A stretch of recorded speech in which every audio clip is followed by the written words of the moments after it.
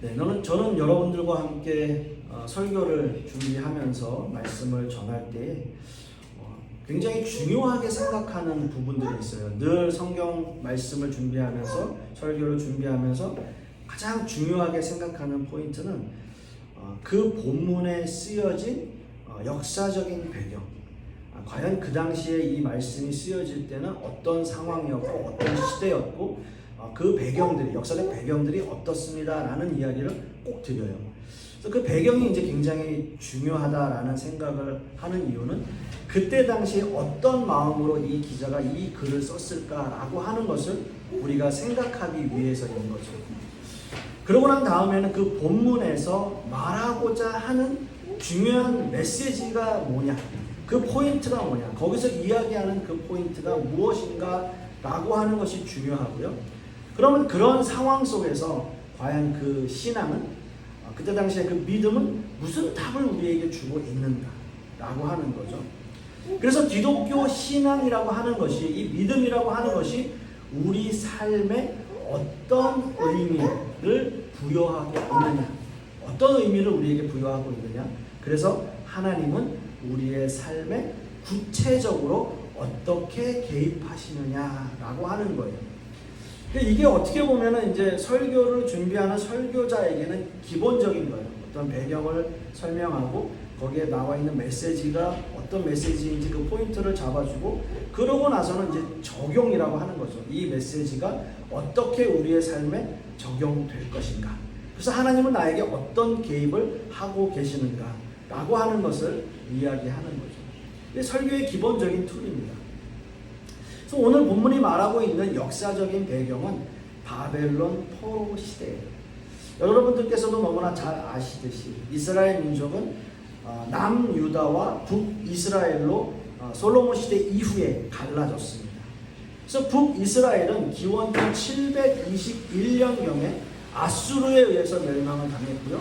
남유다는 약 그 이후에 130년 정도를 좀 더 버티다가 결국은 바벨론에 의해서 멸망을 당하게 됩니다. 멸망당하게 된 그 시대예요. 그래서 바벨론 포로 시대입니다. 예루살렘은 초토화되었고요. 궁전과 성전, 그 모든 것들은 다 불에 탔고요.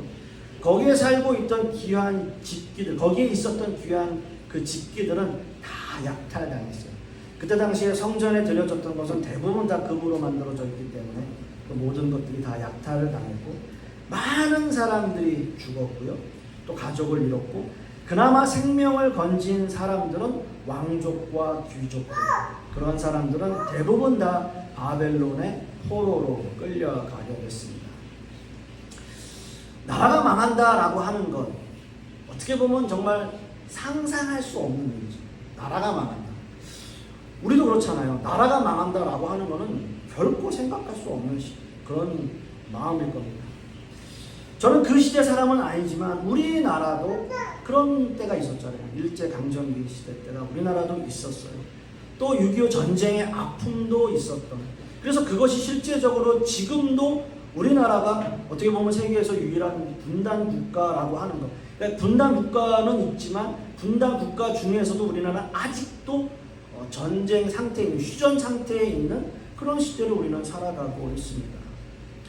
그 당시 이야기를 듣다 보면 너무나 처참하고 비참하고 그러한 시대였다는 것을 우리는 들어서 알고 있습니다. 경험해보지 못했지만 들어서 알고 있고, 또 우리는 그러한 시대를 상상하기 너무나 힘들죠. 그리고 만약에 그런 시대라고 한다면 너무나 괴롭고 힘든 시대일 것입니다.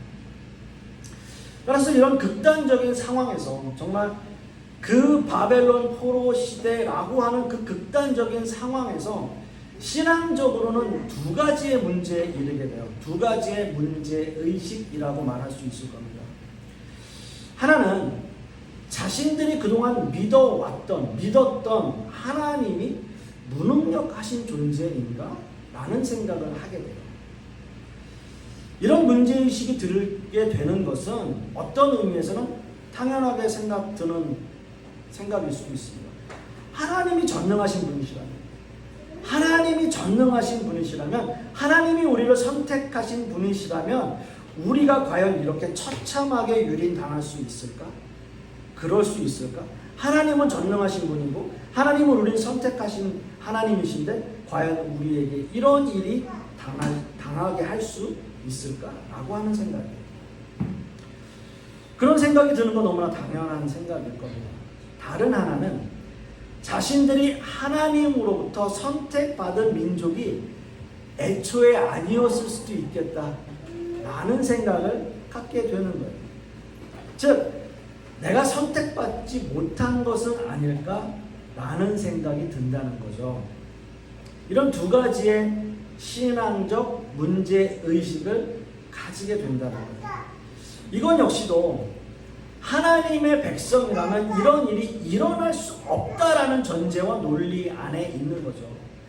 하나님의 백성이라면 나에게 어떻게 이런 일이 일어날 수 있을까? 하나님의 백성이라면 내가 이런 일을 겪게 되는 것이 아예 처음부터 선택받지 못했던 것이 아닐까라는 두 가지 문제의식에 봉착하게 된다라는 거예요.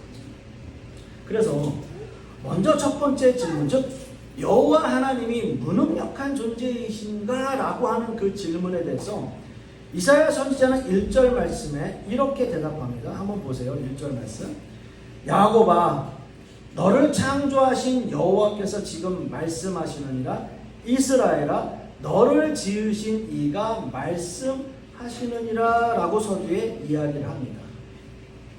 여기서 두 이름이 반복되어져요. 두 가지의 이름. 하나는 야곱, 하나는 뭐예요? 이스라엘이에요. 야곱, 이스라엘. 여러분 생각해보면 야곱과 이스라엘은 동일인이에요. 같은 사람이에요. 야곱의 이름이 변해서 이스라엘이 된 거예요. 바뀐 거예요. 이스라엘. 그러니까 야곱과 이스라엘은 동일인입니다. 같은 사람입니다. 그리고 여호와 하나님께서 여기서 말씀하시는 것은 뭐냐면 내가 너를 만들었다. 내가 너를 지었다. 라고 하는 것은 무슨 의미입니까? 창조자라는 사실을 여기서 강조하고 있어요. 그러니까 야곱을 만드신 하나님, 야곱을 창조하신 하나님, 이스라엘을 만드시는 하나님이 너를 만드셨다, 너를 지으셨다 라고 하는 것 역시도 창조자라고 하는 것을 강조하고 있는 거죠. 여기서 창조자라고 하는 것은 결국 하나님께서는 전능하신 분이시다라고 하는 뜻이에요. 야곱아, 나는 전능자이다. 이스라엘아, 나는 전능자이다. 나는 창조자이다. 라고 하는 것을 두 번에 걸쳐서 강조하고 있어요. 자, 여러분 한번 보세요. 제가 서두에 처음에 말씀드렸듯이 지금 이스라엘이 처해 있는 상황은 여러분 어떤 상황이라고 했죠? 바벨론 포로 시대의 상황이에요. 그러면 그들은 이미 나라가 망했고 사람들은 죽었고 사람들이 다 포로로 끌려갔고 지금 자신들을 지배하고 있는 그 나라는 그야말로 그 시대의 역사를 주관하고 있는 엄청난 나라 바벨론이라고 하는 나라예요. 그 바벨론의 기세에 눌려서 어떻게 해야 할지, 어떻게 우리는 이곳에서 벗어나야 할지도 생각할 수 없는, 정말 아무것도 할 수 없는 그런 상태에 빠져 있는 사람들이에요. 여러분, 무언가 우리에게 엄청난 일이 닥쳐오잖아요. 그러면 아무 생각이 안 나요. 뭘 해야 할지도 몰라요. 그런 상태에 있어요. 지금 이스라엘 민족도 마찬가지입니다. 그들의 상황이 나라가 망하고 포로 시대에 있고 모든 사람들이 끌려가고 죽고 모든 게 다 약탈당해져 있는 상태에서 바벨론이라고 하는 그 나라는 엄청난 나라이기 때문에 뭔가 할 수가 없는 거예요. 아무것도 할 수 없는 상태예요. 그런데 여기서 이사야 선지자가 선포하는 거예요. 뭐라고 선포합니까? 두려워 말라라고 선포해요. 두려워 말라라고 선포해요. 오늘 본문에서도 두려워하지 말라라는 말씀을 계속하고 있어요. 여러분, 우리가 읽진 않았지만 이사야서 43장 1절에서 7절 말씀까지 두려워 말라라고 하는 그 말씀이 반복되어져요. 계속 그 말씀을 반복하고 있어요. 이스라엘 민족의 그 두려움은 어디서 오는 걸까요? 이스라엘 민족의 그 두려움, 그들이 가지고 있는 그 두려움, 바벨론이라는 나라 때문일까요? 아니면 자기의 가족들이 죽었기 때문일까요? 자기에게 재산이 없어서일까요? 내 재산이 다 약탈당했기 때문일까요? 자신에게 몰려오는 그 두려움을 떨쳐내려면 그 두려움이 어디에서 시작되었는지, 어떤 게 문제인지에 대해서 직시해야 돼요. 내 두려움은 과연 어디에서 오는 걸까? 내 두려움은 어디에서 시작되는 것일까? 라고 하는 것을 알아야 될 거 아니에요. 왜 내게 두려움이 생겼는지, 왜 이스라엘 민족들이 지금 두려워하는지 알아야 된다는 거죠. 오늘 본문에서 이스라엘은 그 두려움이 거대한 나라, 즉 바벨론이었어요. 바벨론. 그들로 인해서 그들은 목숨을 잃었고요. 자신의 재산이 약탈당했고요. 그들의 미래가 없어지는, 그래서 모든 것이 다 그들에게 있어서는 두려움의 대상이었어요. 그렇다면 한번 생각해 보죠, 여러분. 오늘날 우리는 이 시대를 살아가면서 우리에게 오는 두려움은 과연 무엇일까요? 한번 생각해 보세요. 쉽게 돈 문제? 또 나에게 두려움일 수 있어요. 예를 들어서 내가 매달 특히나 이제 제가 미국에 살 때는 그달 벌어서 그달 사는 거예요. 저금을 할 수가 없어요. 세이브를 할 수가 없는 거예요, 돈을. 그러니까 뭐 하나라도 살짝 어그러지면 내가 이 페이먼을 갚을 수 없는 상태가 되는 거죠. 그러니까 이게 매달 그 톱니바퀴가 딱딱딱딱 맞아 떨어져야 그달을 살아가는 거예요. 어떻게 보면 그 돈도 두려움일 수 있잖아요. 명예일 수도 있고요. 권력일 수도 있고요. 건강일 수도 있고요. 여러 가지일 수 있습니다. 각자 사람마다 그 두려움은 다르지만 우리는 그 두려움이 있어요. 며칠 전에 일본에서 오염수 방류했잖아요. 그럼 누가 제일 두려울까요? 우리 많은 사람들도 다 두렵고 모든 사람들이 다 두렵지만 그런 관련된 또 수산업을 하시는 분들은 정말 두려울 거 아니에요. 이 일로 인해서 나에게 어떤 일이 일어날지 정말 두려운 일이에요. 우리도 마찬가지예요. 그러면 과연 우리가 수산물들을 먹어야 될지 여러 가지일 수 있죠. 그래서 이사야 선지자는 이스라엘 민족에게 이렇게 하나님의 말씀을 전해요. 2절 말씀을 한번 보세요. 2절 말씀. 네가 물 가운데로 지날 때에 내가 너와 함께 할 것이라. 이런 말을 서두합니다. 네가 물 가운데로 지날 때에 내가 너와 함께 할 것이라. 아멘. 여러분 기억하실지 모르겠지만 지난주 설교 제목이 함께 하시는 여호와 하나님, 함께 하시는 여호와 하나님이었어요. 함께 말씀을 나누었던 요단강 도하 사건에서도 가장 중요한 것이 무엇이라고 여러분들에게 말씀을 드렸냐 하면 물론 제사장들이 여호수아의 말을 듣고 여호와 하나님의 말씀을 듣고 그들이 순종해서 요단 강물에 발을 디딘 것, 그 순종 너무나 중요하죠. 물론 그런 것도 다 중요하지만 본질적인 이야기는 여호수아에게 말씀하신 그 하나님이 내가 너와 함께 할 것이다. 내가 너와 함께 할 것이니 두려워하지 마. 그 순종으로 제사장들이 강에 발을 디딘 것 너무나 중요하죠. 하지만 그 무엇보다 중요하고 본질적인 것은 하나님이 함께 하신다는 거예요. 여호수아와 함께 하셨고 이스라엘 민족들과 함께 하시는 그 하나님이 가장 중요했다고요.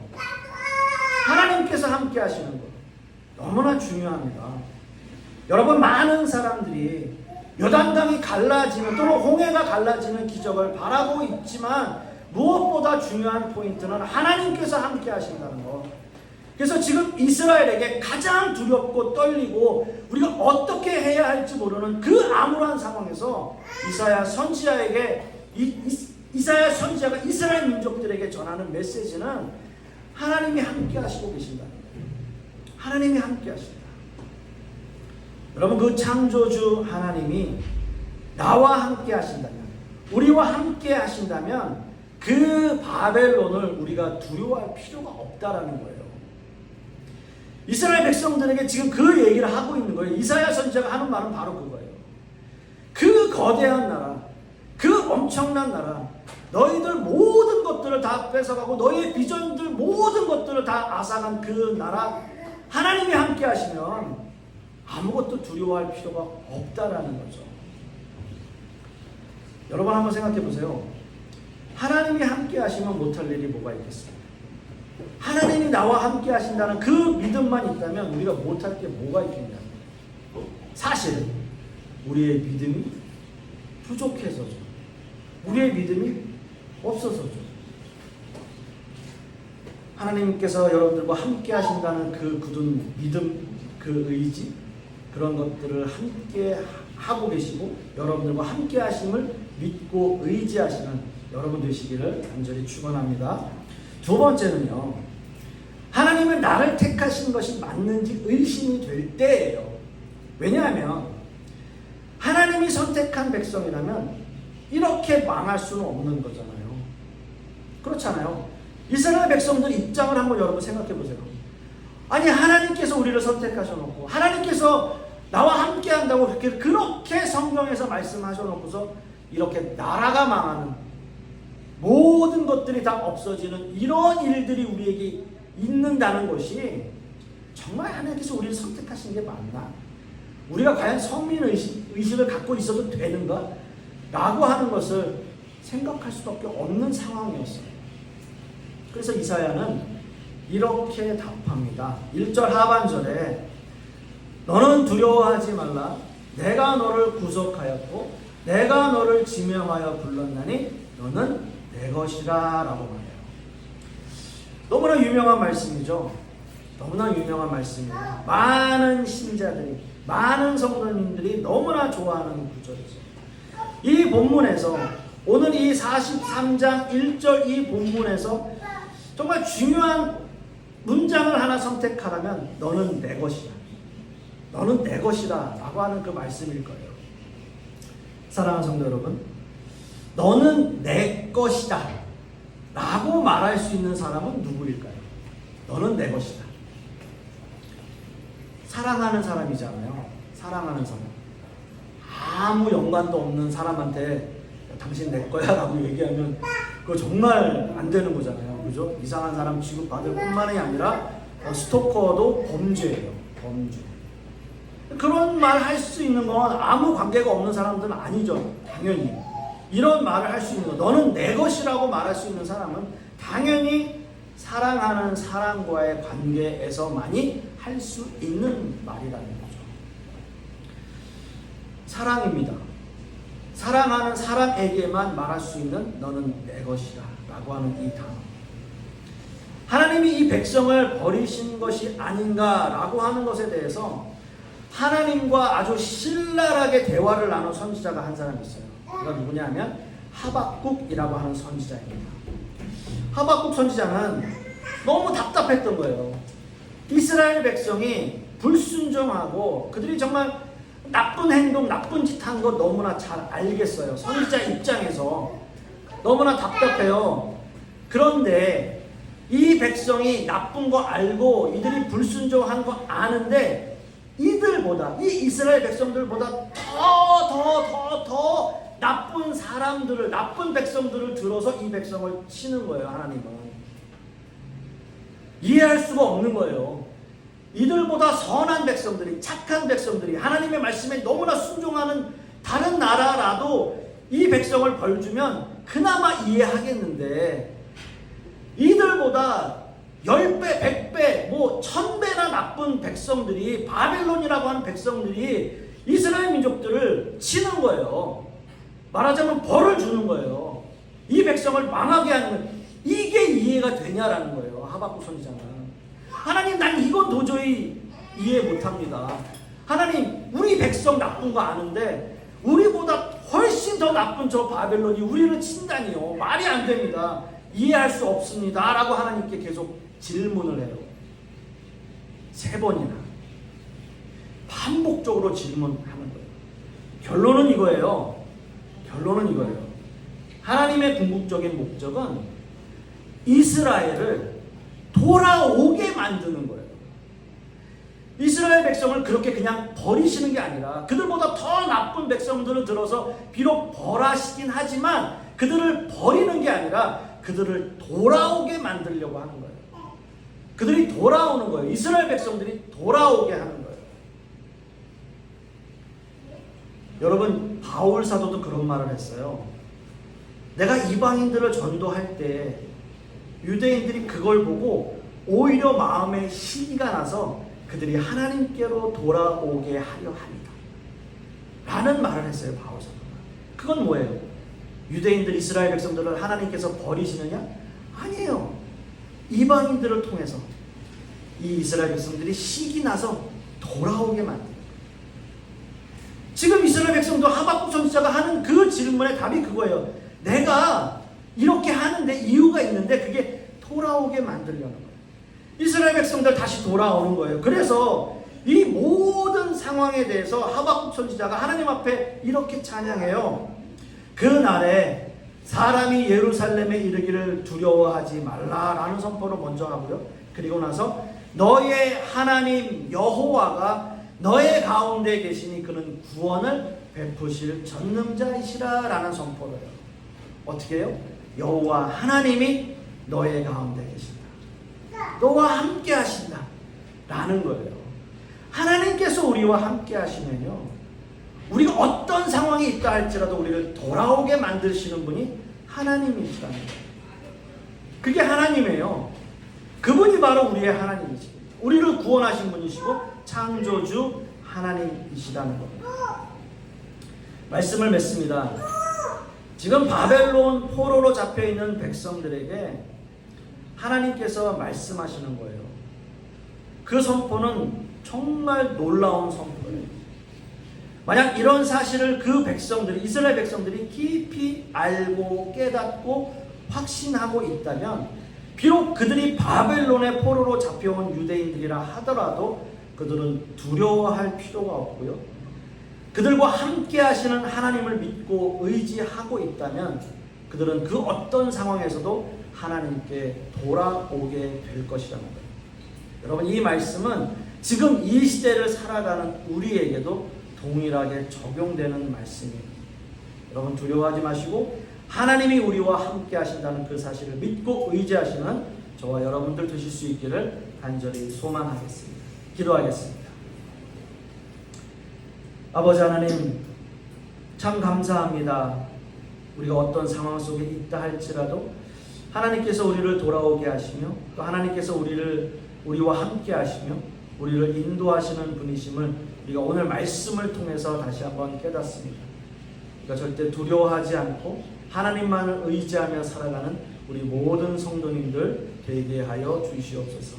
이 모든 말씀 우리 주 예수 그리스도의 이름으로 기도하고, 이제는 우리 주 예수 그리스도의 은혜와 아버지 하나님의 극진하신 사랑과 성령님의 내주 교통하심이 오늘 말씀을 통해서 두려워하지 않고 하나님께서 우리와 함께 하신다는 그 말씀을 믿고 의지하며 따르기를, 순종하기를 원하는 우리 하나님의 백성들 머리 위에, 그 자녀들 위에, 그 사업과 직장 위에, 그 풍요로운 교회 위에 이제부터 영원토록 함께 있을지어다.